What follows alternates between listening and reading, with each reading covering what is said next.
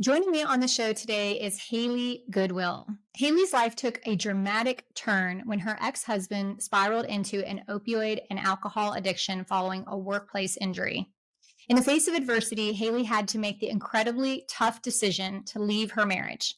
She endured months of hardship and struggled to make ends meet. With unwavering determination and against all odds, she emerged from these trials and embarked on her journey to rebuild her life. Today, she is the founder and CEO of her own multi-million-dollar veterinary hospital and consults on new business ownership and startups. Her story is a true testament to resilience of the human spirit, and I'm so honored to have her on the show today. Welcome to the show, Haley. Thank you so much for having me. So, you have quite the story, and I want to back up a little bit before where it starts and just kind of start with your childhood. Like, tell us where you grew up and what that was like, and maybe what some of your hobbies were. Okay, great. Yeah. So I was born and raised in Pittsburgh, Pennsylvania, a football town.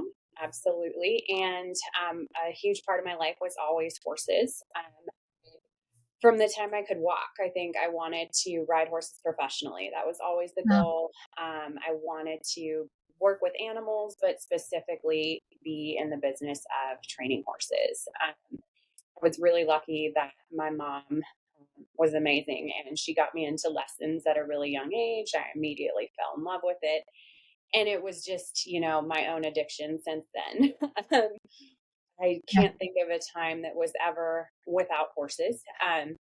But we originally lived in a beautiful suburb of Pittsburgh. And eventually, my mom, because of this love and family fueled addiction, really, we bought a farm outside of Pittsburgh as well. And then I was raised through middle school and high school with a farm, competing, taking care of my horses, training, just being in the barn as much as possible. So that was Oh, pretty much a big part of my childhood. I would say school was attended by um, less than I would say that I went to school simply because I absolutely had to.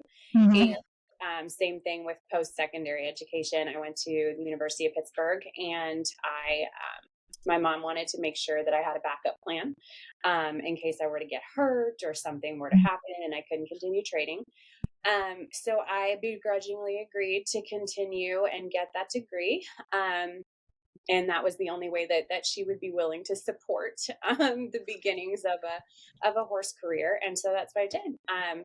After graduation from high school, I went to University of Pittsburgh. Um, Business administration was my focus, but I really just was doing whatever I could to get back to the barn. So, did like the horse competitions, did that require you to travel a lot? Were you going all over the country? Like, tell me a little bit about like what your schedule was like and what you were doing. We were pretty much up and down the East Coast quite a bit. Um, I would say I missed quite a bit of school due to being away competing. I did not attend my senior prom or anything like that. They all conflicted with horse shows and training. Yeah. Um, and that was just absolutely what was most important to me. So, yeah, there was quite a bit of travel, quite a bit of sacrifice, but that really just didn't matter. I just wanted to get a leg up on starting my riding career. Yeah. So, what kind of career can you have with writing? Like, what does that look like? What are your options? Good question. Can you make money from that? A really difficult one. So the goal is always to get as high up in competition as you possibly can, right? And so if you get to a certain spot, you can start to retain sponsors, have some owners that are sponsoring competition horses. Training and teaching lessons was a big part of how I made it work for myself. I worked in a small barn in Washington, Pennsylvania, and I taught lessons, trained horses, rode for owners, and then would be competing in whatever time was left with my own horses while still trying to take my own lessons and train on my own to make sure that I kept advancing. Wow. So, in your travels, I know through your story that we've talked about, you met a man. I did. And so tell me about Scott. Tell me how you guys met. Like, let's dive into that part of the story. So it was something of what looked like a fairy tale. At the beginning, I met him because I had a problem horse. Everybody has one at one point or another, and we just couldn't quite figure out what was going on with him and why he wasn't living up to his full potential. And someone that I had worked with a little bit here and there training had recommended this amazing vet that had an exceptional facility and just had an innate talent for diagnosing. And so I said, sure, let's see what we can do. So I talked to him on the phone one night and we ended up talking for 3 hours. And he flew up to Pennsylvania to look at my horses and some of my students' horses while also giving a clinic in equine veterinary medicine and just talking about some education and things like that. And that was kind of how we helped fund it. But he was able to get some things done with some horses, but then he recommended that this specific horse come down to visit him in his practice in Florida because he would ultimately need surgery. So eventually we Okay. did that and we carried on a friendship for a couple years after that, that then became more. And so I ultimately made a really difficult decision to leave my training business and my students and everything behind. And I moved from Pittsburgh to Florida.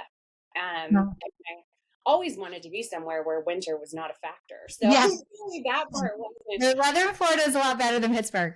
exactly. So that part was not bad at all. And I had previously spent some winters in Florida training and competing. So it wasn't a major jump, but it was definitely a big risk, Yeah. leaving everything behind and, leaving that business that I had worked so hard to build. So, And um, leaving your family behind and everything, right? Did you know anybody in Florida? I didn't really, a couple of people here and there, but, my main base was really in Pittsburgh and, I've always been really, really close with my mom. She's my biggest supporter and cheerleader, and moving away from her was really, really tough. How old were you? See, I was about 26, 25, 26, right in Okay. there. Yeah. So you Which moved down. What's that again? which seems like a lifetime ago. Oh, I know. Gosh, I know. Time goes by so fast. Um, so you moved down to Florida. Do you move in with Scott as soon as you go down there? So our thought process at the time would be that I would come down. He had space in the barn for my horses that I'd be bringing with me, my competition horses. He was building me an arena to ride in, and then I'd be able to have access to compete, wherever in Florida. There are some excellent trainers and showgrounds and all kinds of things here. So I really thought, I'd be able to keep going. Not to mention, I was really excited about getting involved in the veterinary medicine side of things and being able to be a part of what he was doing. He was an innovator on every level. Mm. He was, I believe, the first equine veterinarian in Florida to be able to CT a horse. He basically took apart a human CT and rebuilt it to be able to fit horses inside of it. That's incredible. He could continue his diagnostics, and he built a beautiful facility right where our house was on 10 acres outside of Orlando. And he also had a small animal clinic. So he had quite an institution going, and a lot of really loyal clients and a big booming business. He had a number of veterinarians working under him at the time. And I was just really excited to start. Yeah. And you guys, so you said you dated for a couple of years, right? Or friends for a couple of years, then dated.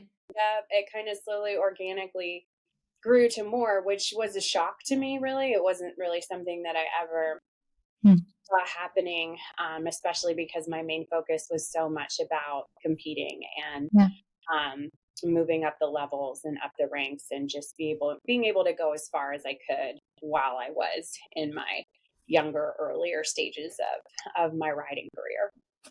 In moving down there, did you have to sacrifice all that and give it up, or were you able to just continue? Like, obviously, there may be been a gap, but were you able to kind of pick that back up and get like training, lessons and stuff like that going again?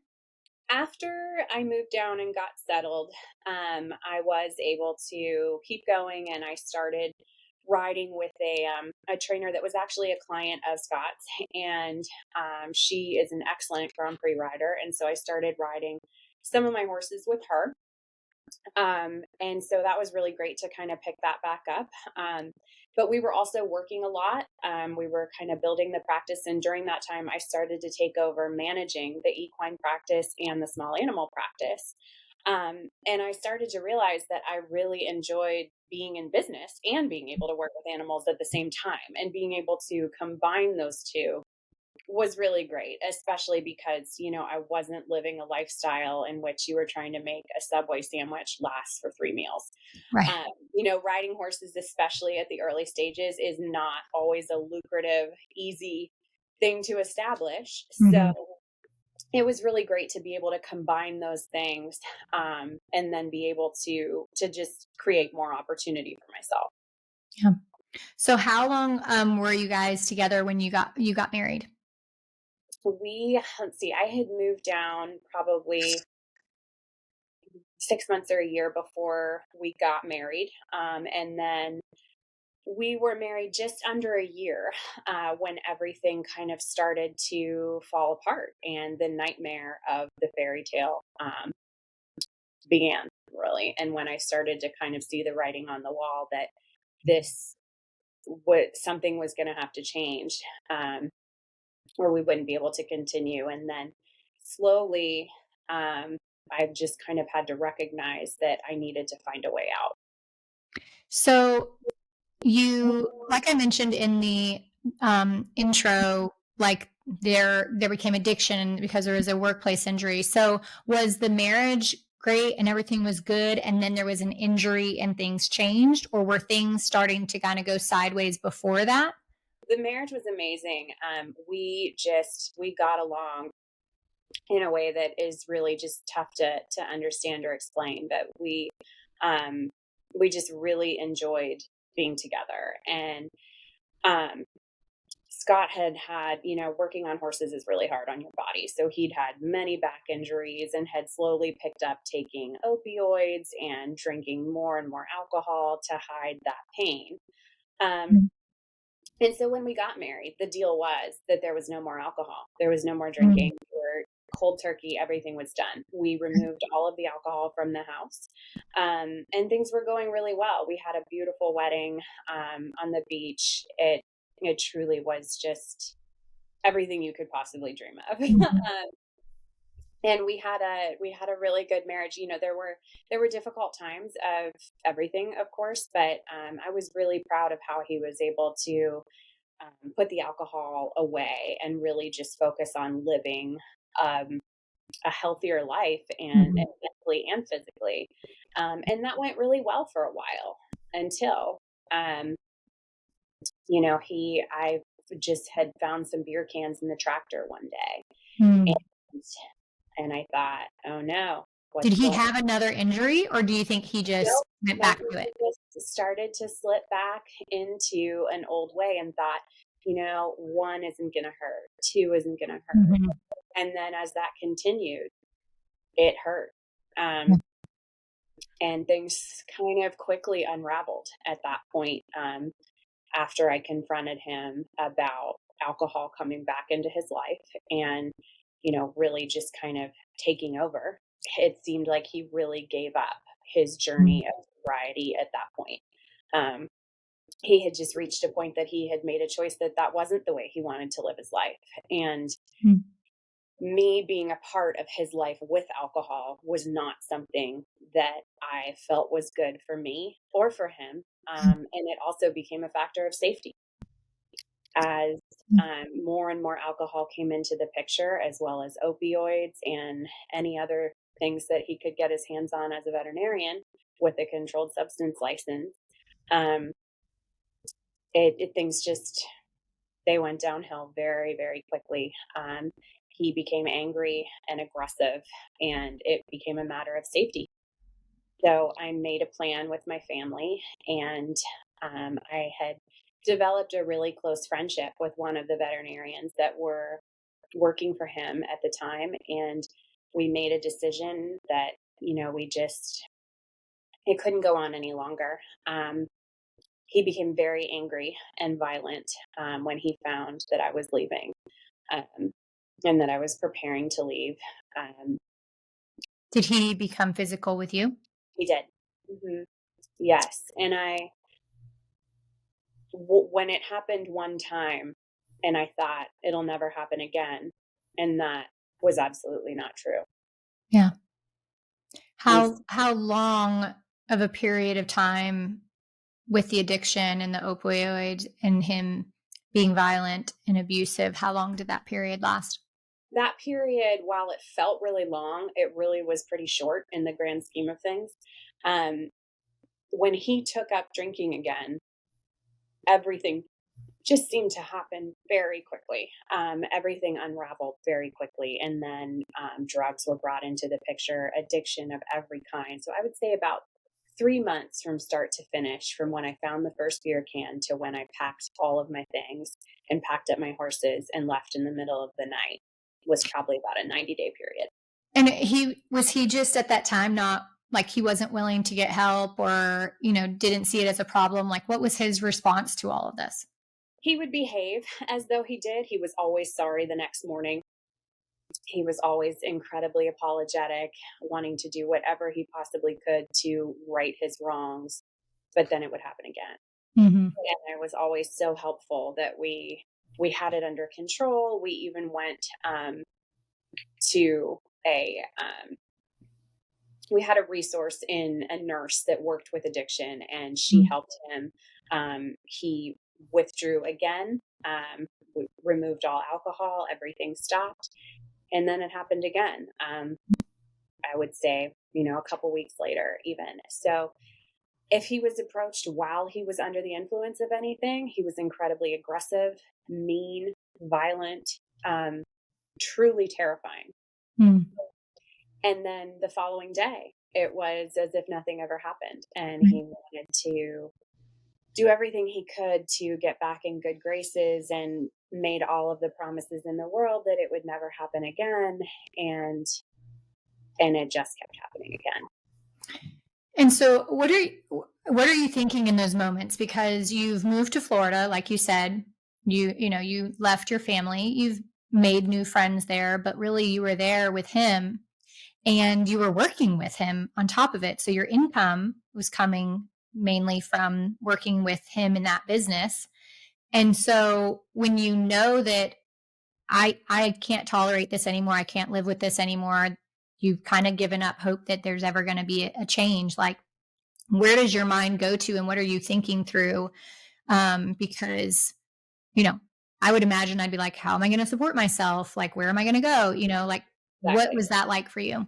Those were all questions that were going through my head. I think first I was just truly devastated that I needed to come to terms with the fact that the relationship was ending, Mhm.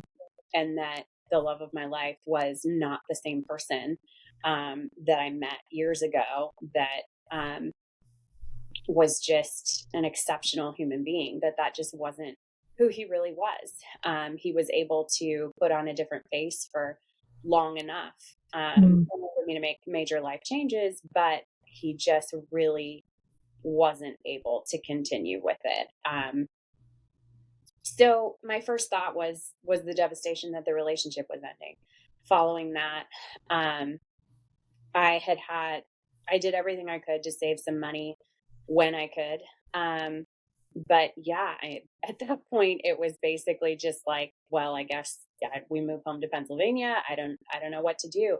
Um, my mom was, of course, very actively involved in helping me through the situation, as well as the close friend that I had made while working in the practices. Um, Mhm. and so I didn't really have much of a plan at that point. I just knew that I had to go. Mm. I had some things of value, my engagement ring, my wedding ring, things like that. I had a little bit of value. I had a beautiful horse trailer and setup, a truck. So I had some resources, but not a lot Mhm. of them, and at that point, it had gotten so ugly one evening that that just had to be it. Um, Mhm. he had gotten incredibly drunk, was accusing me of anything he could possibly think of, when he found out that I was planning to leave. Um, and so at that point, it was just survival mode. I Mm. really couldn't think about where my next dollar was going to come from. I just had to get out. All that I wanted to do was get my dog and my horses, and he knew that that would be all that was important to me. So the night that I was leaving, he met me at the gate, with his truck, and refused to let me leave without hitting me with the truck Oh gosh. unless I could give him either my dog or my rings. And Mm. he knew very well what I would do is that I would give him the rings, because I wouldn't give him the dog. Yeah. And the dog, Cameron, was actually a gift from him, Mm. years prior to that. And I was terrified. So I threw the rings at him and I left with my dog and I came back and got my horses. My mom flew down. We basically fled in the middle of the night. And I moved to a good friend's barn who happened to be the trainer, that I had been working with one of the horses. And we went to her barn, and she had been a client of Scott's for so long. She had always been a supporter of him, even when he probably didn't deserve it. Mhm. So I knew that it was a long shot, but she welcomed us with open arms and said, just come here. It's, we'll work it out. So we did. We went in the middle of the night, took the horses, um, and just kind of set up a little bit of a retreat, and just tried to, those few days are just really hairy, as a memory, but just trying to get away. At that point, I was hiding in a hotel with my mom, Were you afraid that he was gonna try to come find you? terrified, terrified. He was so angry. I still have voicemails on a phone of the terror that he would call with in these voicemails, threatening of whatever he could do to get me to do what he wanted me to do. Right. I signed over all of the business bank accounts to his mother, and I just walked away with nothing because I wanted to get away. Um, So we hid in the hotel for a little while, and then I eventually went back to Pittsburgh for a couple of weeks to just let the dust settle. Um, and then this trainer that I was working with offered me to come back and work with her and, um, stay at the barn. My horse trailer was there; it had living quarters. She was perfectly This is back willing. in Florida? Mhm. Okay. Yeah, and she said, "Just come back, start over." Um, and I didn't know how to do that. I had retained an attorney so for the divorce, so I had to be back in Florida for at least a little while. And the amazing friend that I had met while I was working with Scott, her name is Jenna, and she left him as well. When I did, she got a different job and Mm. left, walked away. Um, Mm. and she was an exceptional driving force in, making sure that I did get away. Yeah. um, So we both left, and um, let's see what happened next. I had retained an attorney. I came back to Florida, and Jenna offered for me to come and live with her, and her husband at the time, and that I could live at her house and work in that trainer's barn and just, find a way and at least get through the divorce and then figure out what I would do next. And so I So just kind of lived off of savings, and retained the attorney, and then began the wretched experience of divorce with an addict. And that was an experience that I wouldn't wish on my worst enemy. so not only in the beginning are you grieving the loss of a relationship that at one time was amazing that you thought you'd have for the rest of your life, then that sounds like very quickly it turned into almost like you can't even grieve anymore because now it's just fight or flight, right? Like it's just you're It in was survival complete mode. survival mode. The Right. only thing I could do was survive and Right. just try to figure out how to make a dollar last as long as it could. Even though I had the support of my family, I had the support of Jenna, I had the support of the trainer that I was working with. You still have to be able to feed yourself and Right. pay, health insurance and car payments and things like that. And because I had to retain an attorney, and ideally a good one, there just wasn't a lot to go around. Mm. I was doing anything that I could to make extra money. I was grooming horses for people. I pretty much would do any job that you would put in front of me that I could potentially um, figure out how to make something from. Something was anything. And I thought that it would be a pretty cut and dry situation because we did have a prenuptial agreement, and I just wanted to work through that and walk away. And It sounded unfortunately, like you were willing to just be like, I'll give it all up. Just let me absolutely, be free. absolutely, I just wanted to be free. I wanted to be away from having anything to do with him, and I just wanted to start my life over and find a way to move forward. Um, But it wasn't that unfortunately, easy. What's that? unfortunately, he had other plans. Yeah, I was gonna say it was to me, it sounds like if you're like, there's a prenup and I'm willing to walk away, that would be pretty cut and dry, but that's not what happened. It should have been. It really should have been, especially because, unfortunately, um, even though Scott was a brilliant surgeon and a brilliant veterinarian, um, he also was a person that just loved things. So he would spend money the moment that it came in. He had a plane. He was a pilot by hobby. He had a yacht. He had a ski boat. He lived on um, a beautiful piece of lakeside property.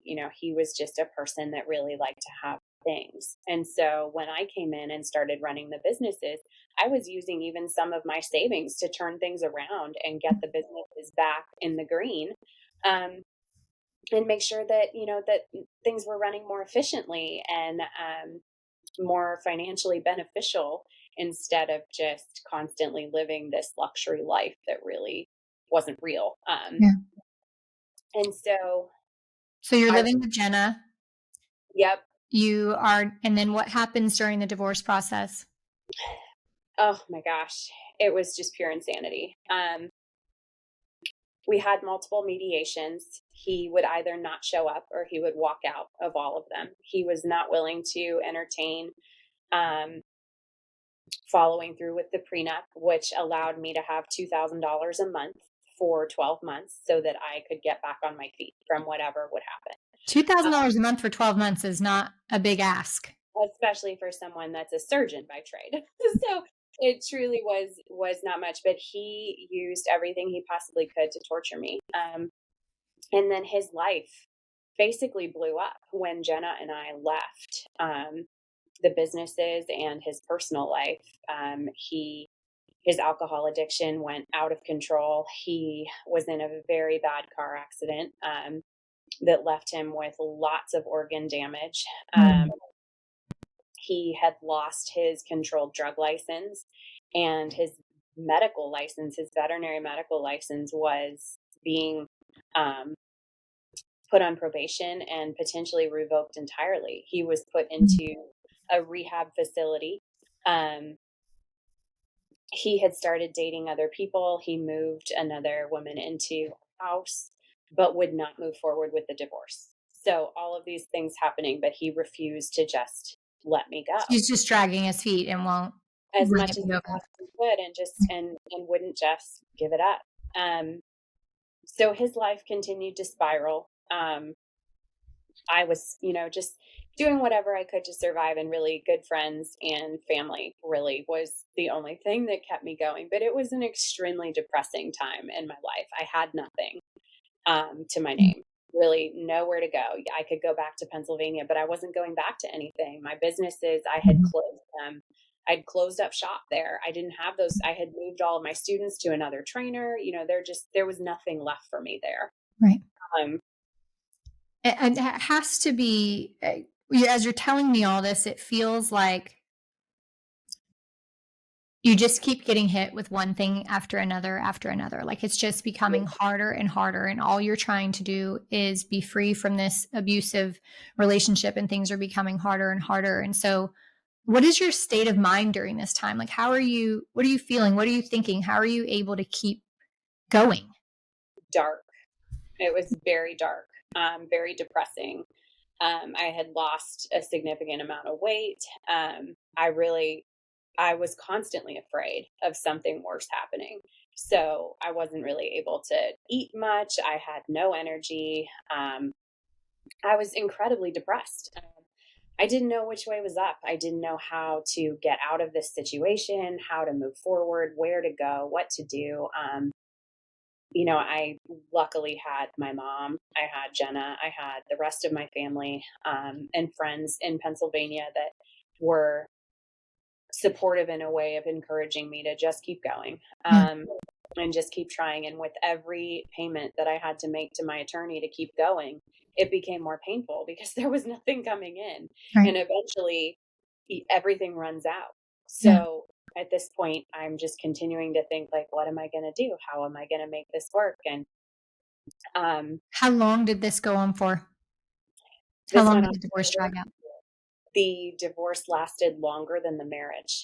Um, and at this point, I had already started. I really for so many months, I would say at least 8 9 months, I had no direction. I was just doing everything I could to make a little bit of money to be able to keep going. I sold my truck that I absolutely adored. I sold my trailer that I adored. Things that I'd worked so hard for in my earlier life. I sold everything that I could, so that I could keep going and at least get divorced. There just was, Right. no other option at that Right. point. And I had started working on, potentially building another small animal practice on the complete other side of town, far away from him. And it was an idea that had been presented to me by another vet locally in the area, that had also worked on horses. And I really wanted to continue in the field of veterinary medicine, but I just didn't know how. And so this seemed like a really great opportunity to at least try to do something different, Mhm. that I could make it work. So I began working on that, and um, eventually, through many after Scott got out of rehab, his veterinary license had been revoked. He was no longer able to practice. So he now owned multiple practices that he couldn't even work in. He had to Wow. have doctors work in. And many of his staff and team had left him at this point Right. because he lost it, essentially. Right. He had some friends left, but not many. Um, so the divorce saga finally ended in a very twisted turn of events.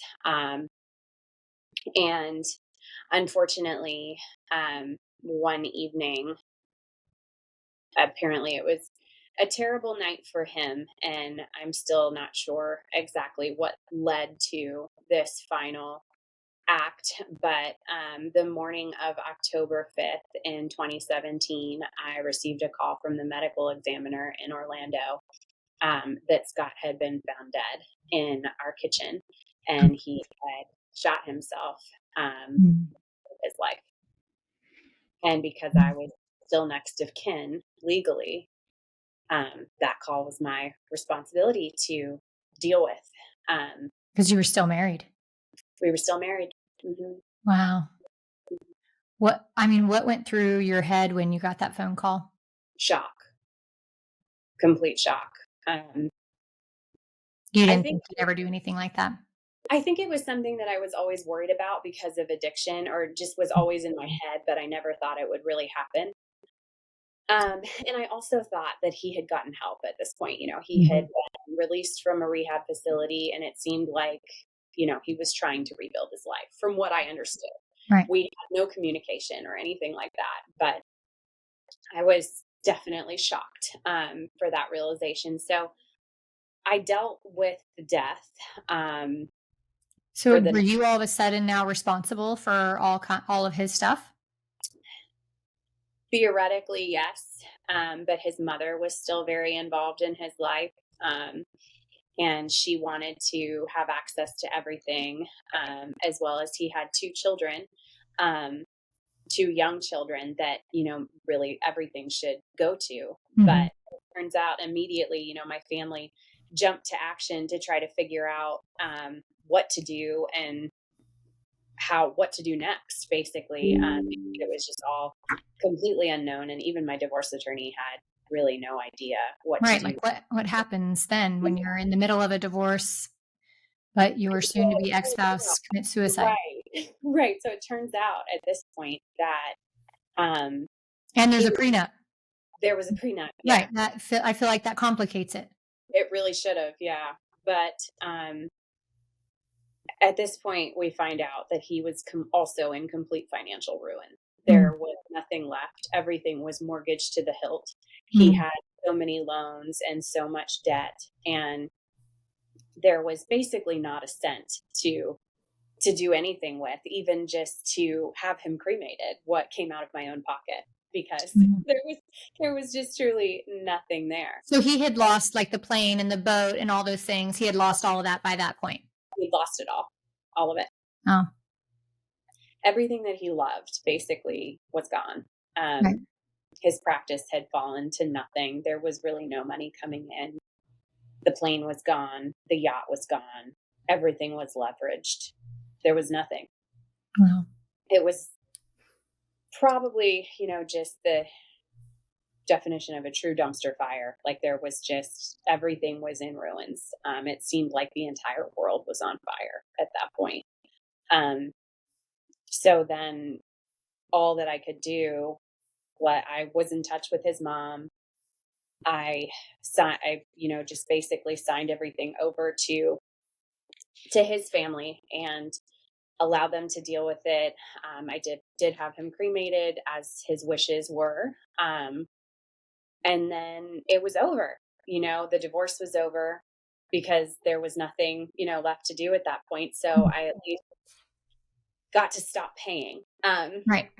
So the bleeding had stopped. But at that point, it was just such a crazy realization to realize what had gone on in the last year that I really just still had no idea what to do or where to go from Right, there. so you've been through a couple of years of hell. Complete hell. Yeah. Yep. Exactly. You've reached very low, dark points in for yourself. Mhm. And so what happens next? Like, what do you even do next? Well, that time was completely a matter of one foot in front of the other. At this point, the small animal clinic had opened and it was up and running, but it was such a new practice, that there really was not anything coming in. I wasn't able to take a real paycheck yet or anything like that. And I had opened the practice with loans from my family, and with a business partner. And unfortunately, that relationship fizzled very quickly when we realized we were not very compatible to work Mm, together, and had very different visions for the practice. And so, right before, really just a few weeks before Scott's death, I was presented with, we can either close the practice or you can buy me out from my business partner. And I just thought, like, like, I buy me out? I'm not even taking a paycheck. water, like I can never come up for air. There is constantly something that is just trying to take me down. And then I had so many thoughts of maybe I'm just not meant to be here. I'm just not meant to do this. I Mhm. I should just move and leave and be done. And I was ultimately able to find a way over time to buy the partner out and keep the practice going. And Mm, at that point, Jenna had come to work at the small animal practice full time. So we were working together, and I had bought out the practice, and I, knew that I would basically have loans as far as I could possibly see, but I had the opportunity to build a business and to at least keep moving, in any direction that I could find. So shortly after that, Scott's death occurred. And we just did everything we could to keep putting one foot in front of the other and keep surviving. And there was just no other option. You just have to find a way to keep going and to keep waking up every day and trying a little bit harder and a little bit harder. And at this point, I was being bombarded with bills to pay for the practice, which wasn't generating a lot at the time. Mhm. Attorney bills to finish out the end of all of the divorce proceedings.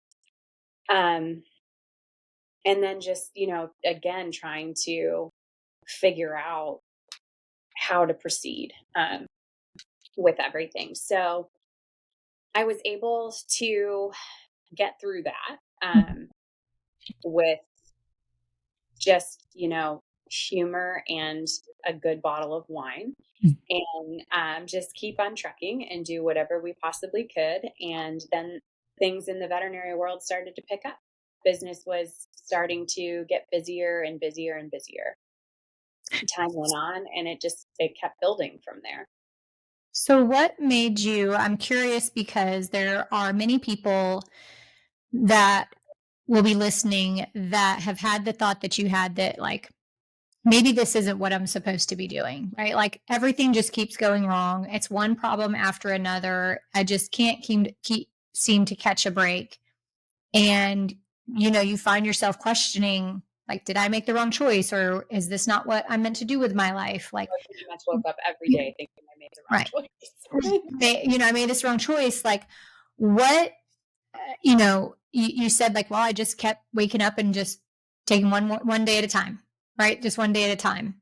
And I think that, I want to highlight that for people who are listening, because it's very easy. You could have given up. You could have been like, you know what? I don't think this is what I'm meant to do. I'm packing it up. I'm going back to Pittsburgh and I'm just like starting over from scratch. And so is there anything that you can look back on or that you can think of that was it literally just, well, I'm just going to give it one more day. I'm just going to give it one more day. Or was there something else in you that was like, even though you were doubting or questioning it, that was still like, I'm not ready. I'm not ready to give up on this. So that's really what it was, is every day I would wake up and think, just keep going a little bit longer. See if you can just keep it going a little bit longer. See it through this. Just get through this mountain and then just climb this mountain. And ultimately there were, well, really every day I had kind of like started to form the backup plan of what else can I do? Mhm. I can maybe just close this and maybe I will go be a bartender. When I was in college, I bartended at a pizza shop in Pittsburgh and I loved it. And I thought, you know what, maybe that is what I should do. Maybe I should move back to Pittsburgh and be a bartender, or, just find something else completely having nothing to do with the last few years and Yeah. try to do that and see if I could move back into my mom's house and just, start over there. But ultimately, I had started a life here Yeah. and I made a commitment to open this business and see it through. And I really wanted to succeed in some way. I wanted to find some way to make a lesson out of what had happened in my life, the choices that I had made, and the people Not that. all be in vain and just be wasted. Mhm. Yeah, Mm. I didn't want everything to be wasted. I didn't want it to be like it never happened. Yeah. And I wanted to find some way to at least provide for myself that I could be proud of. I wanted to get through that situation in a way that I could be proud of. So I didn't just think of myself as another Lifetime movie Yeah. or a victim. I Yeah. just didn't want to be a Yeah. victim. Yeah. I um so I just continued to continue, really. Mm. Um and I thought I had great people around me at the time. Yeah. I had a network of really nice people that wanted to see me succeed, and that just were fun to be around and caring, and that, I think that those relationships really are what helped me push through. Yeah. People that can make you smile or make you laugh or Mhm. just sit with you. Um, Yeah. when you just felt like you were in the unknown. I can remember the night that I packed my things from Scott's house vividly because Jenna was there with me, and she just laid there with me for so long because I was terrified to close my eyes and try to go to sleep. Yeah. And I was terrified to be by myself. And she just laid there with me. And we didn't talk. Um, and we didn't do anything, but we just laid there. And those friends are the ones that last a lifetime. You know, Yeah.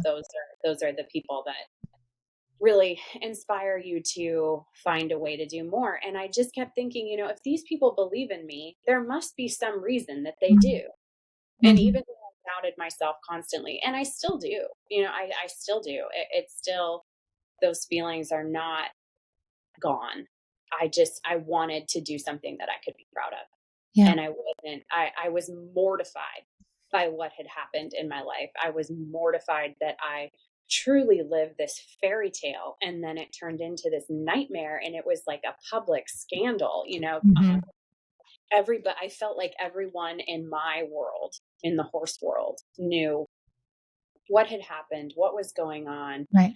Um, and I would hear people whisper, and say things like, "Oh, that poor girl," things like that. And I just couldn't stand that cliche, like, of Yeah. just being the victim. And I just wanted to find a way to come out on the other side.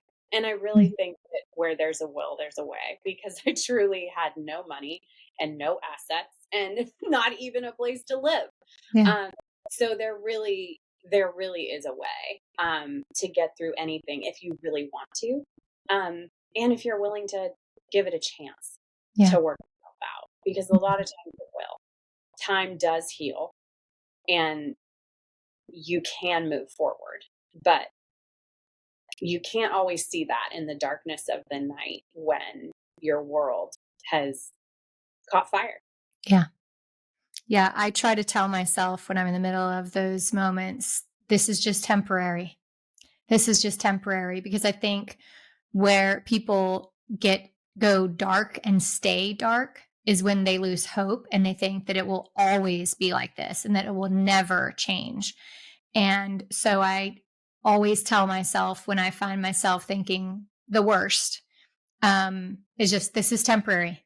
This is temporary, Adrienne. It won't always be like this. I tell that to my kids. It won't Always. always be like this. I promise it won't always be like this. And for some reason, that gives me the ability to just keep going. Right. It Yeah. won't always be like this. And I used to hate when people would say that to me, because Yeah. I would just think, like, I would succumb to the feelings of like, this can't possibly get any worse, Yeah. because when I would say something like that to myself, it somehow did. Right. Um, And you're like, this is not working. and I would just hate when people say, like, you just have to keep moving, and this is only temporary. This is just a moment in your life. And I just would think, like, how can they possibly say that? They have no idea the terror that I'm living through. And Yeah. there's no way that this will ever turn around. Yeah. And I would have those thoughts, but I didn't say them out loud. Yeah. And what Was I there did, anything that people could have said to you during that time that did make you feel better? no, No. just being there, I Yeah. think, would make me feel better. But there was nothing that someone could say that was comforting other than, "Here's a pile of money that I found for you." Here's how you're going to feed yourself this month. Exactly. And family members would send like Publix gift cards and things like that. That was amazing. That was awesome. And that was encouraging. And, we'd have one record breaking day, in the practice. And that was encouraging. And so, like, when you start to have those little tiny successes, Yeah. they start to compound instead of all of the nightmares compounding. And then slowly you put one in front of the other, and they become bigger successes and bigger wins. And honestly, just the further out from the negative that you can get, the better. But Mhm. I really can't think of anything that anyone could say or do, because they can't change what is happening. Yeah. But it doesn't have to happen to you. It can just be happening around you, and you can still walk through it. Mm. Mm. And I think Yeah. that is the bottom line, really, is Yeah. that you don't have to allow something to happen to you. Um, unfortunately, horrible, horrible things can happen, but you can keep walking through them. Yeah. Yeah. And so you did. You just kept putting one foot in front of the other. And so tell me about how the practice, like what started to happen with the practice. Let's go back to that.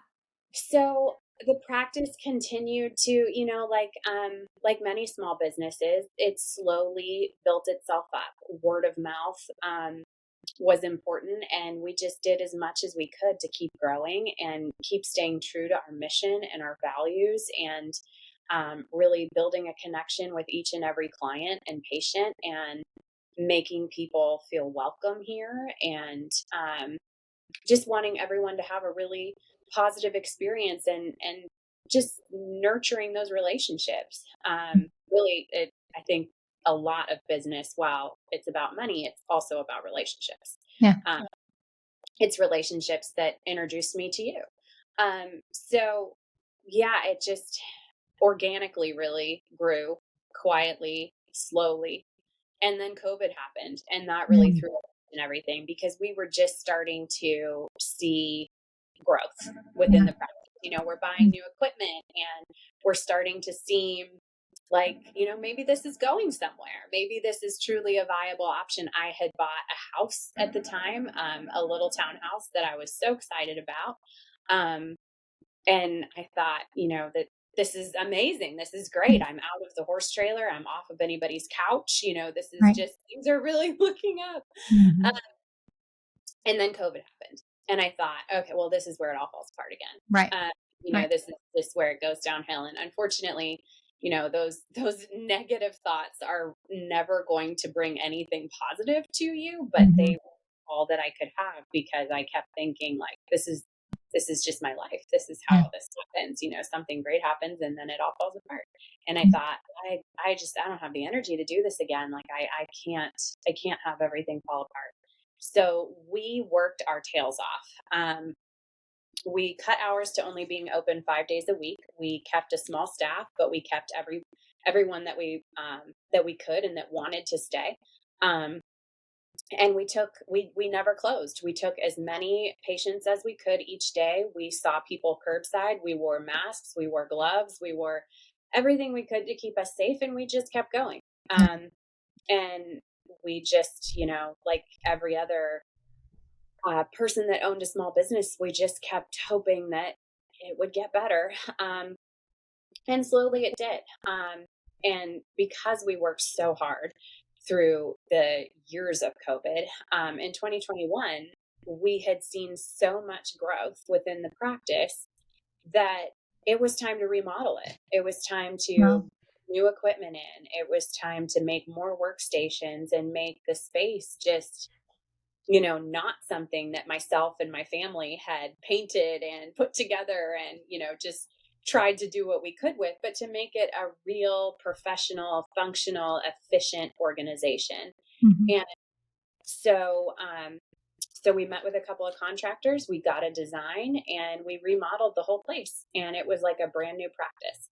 And we paid for it in cash. And I Wow. couldn't believe that we could barely, I could remember like yesterday that I was constantly like, I don't know how we're going to make payroll. I don't know what we're going to do. Mhm. It was between dollars and cents of making every single thing happen. I had to ask for extensions on really everything in the beginning. Yeah. Um, and then we had gotten to this place just through pure perseverance and maybe a Mhm. little bit of dumb luck. That we were able to get to this point where we remodeled, we added so many staff members to the team. Um, we continue to grow the business, and also just get to enjoy it a little bit more now. We've really gotten our hours down to something that is a little bit more of a work life balance, and we don't work 6 days a week, we work five. And we really just have a great team of people in a beautiful environment. And um, I couldn't be more grateful for the fact that it has gotten where it has. And that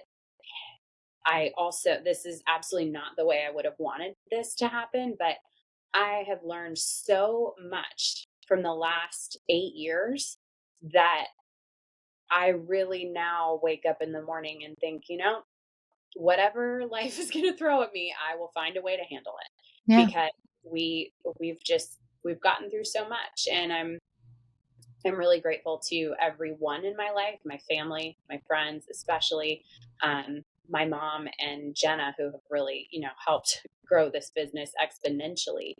None of this, no empire that anyone has ever built has done it alone. No. Um, Yeah. no matter what type of support it is completely, it takes a village to do everything.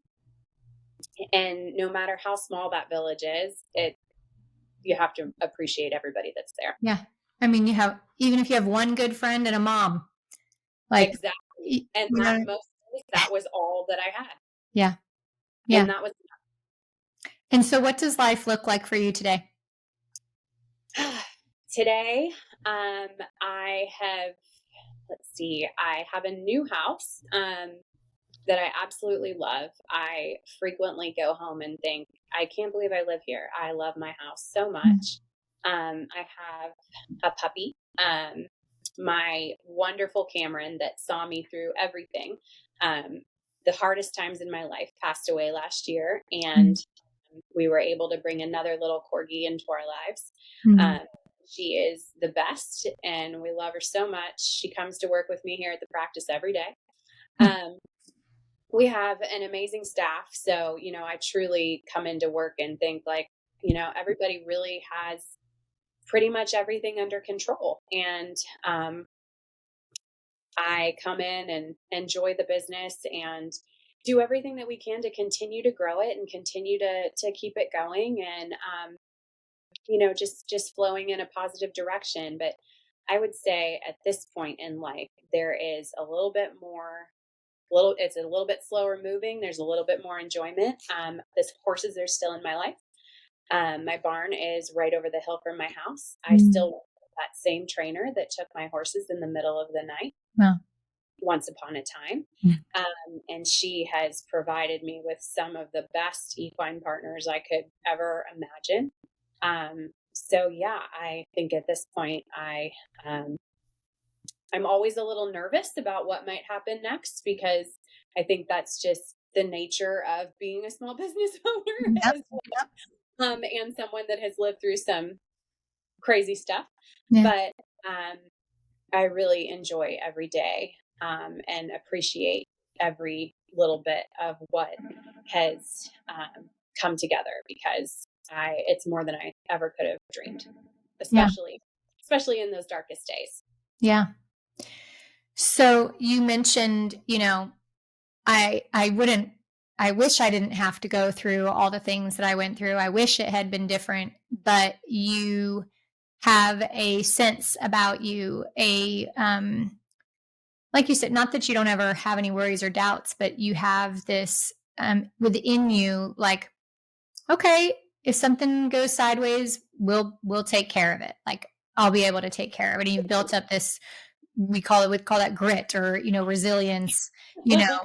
and really the only way that you can build up resilience is to have opportunities to practice Yes. resilience and Lots of practice. lots of practice. And so, what would you say if, for people listening right now as we wrap up, like, what would you say to them as far as like, what's the most important message or the most important lesson out of everything that you've been through that if someone's listening and they're going through a situation where they feel like I'm just getting hit with one thing after another, I feel like this is never going to end, like I don't know how I'm ever going to get out of this place, and maybe it's a divorce or maybe it's homelessness or whatever it is, their business collapsing, whatever it is that they're experiencing, is there a message or a lesson or something that you would want to share with them during that time? Definitely. There is always something on the other side, and that something is probably not what you thought the rest of your life looked like. I Mm-hmm. know it's not for me.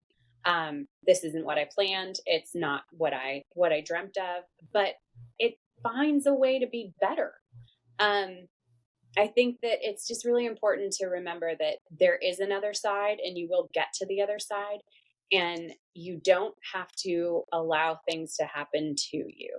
Mm. Just keep moving, just keep walking in the best direction that you can find. And maybe it's the wrong one, but you can always go back and change it. And I think another really, and this is something that I say to my staff a lot, there are problems and then there are problems. You, there are so many things that we get so concerned with and we just think are absolutely life altering. But there are also so many problems that can be fixed with Yeah. a much simpler solution than what we really think. Because when you've made it through something like that, everything else seems very doable. Yeah. When you have lived through anything that you have had to be resilient towards, after that, someone thinks like, oh my gosh, what are we going to do? Those start to seem really, really manageable and really Mhm. doable. And, Yeah. something that can be fixed with a little bit of money, a little bit of sweat, a little bit of passion. Those are not real problems. Yeah. There are a lot of real problems out there, and there are a lot of people that are probably going through so many things that they just don't deserve. Um, but the other thing that I would say is to try harder to operate with more kindness, Mm. because this story and that divorce and all, it didn't have to end the way it did. Um, and I think that there's so much more that we can do for humankind and for each other. And if you can approach situations with as much kindness as you can possibly find, you'll be better for it. Yeah. Even if the other person or the other side brings, because my God, Scott brought absolutely no kindness to the table in anything. But as much as you can possibly find, do what makes you feel good and do what is going to make yourself proud, because that's really the only thing that matters. Yeah. Yeah. That's beautiful. Well, I know your practice is located in Orlando, and although we have people from all over the world listening to this, is there anything you'd like to share about your business or anything that we could tell our listeners if they wanted to know more? Yeah, if you're ever in the Orlando area, we're in a really cute suburb of Orlando called Tavares. And yeah, we're always here to answer any questions or help anyone with anything. But even if we can't see you here in the practice, if anyone ever just has a question related to veterinary medicine or not, we would love to help anyone with anything that they're facing, but especially animal related. You can reach us on Tavares Crossroads Vet Florida, on Instagram or Facebook or our website, and we are always happy to hear from anyone that comes up with any questions or comments or any little bit of kindness. Awesome. Well, Haley, thank you so much for being willing to share your story. I know that there will be people listening that will be very touched by this, and you give them hope and some resilience to keep going. So thank you so much for being here. Thank you so much for having me, Adrienne. Today's story was a remarkable testament to human resilience, courage, and perseverance. I encourage you to carry their lessons with you to use as an opportunity to grow, evolve, and strengthen your resolve. As a special gift for my listeners, I've put together a free guide called the Resilience Playbook. If you've ever felt stuck or powerless, I'm sharing 10 resilience factors to give you hope, inspiration, and empowerment. Get yours free today and start turning your setbacks into comebacks. Go to theresiliencefactorpodcast.com/playbook to get your copy today, or click the link in the show notes. You can do hard things, my friend. Strength lies within you, just waiting to be unveiled. Until next time, stay strong, stay hopeful, and most importantly, stay resilient.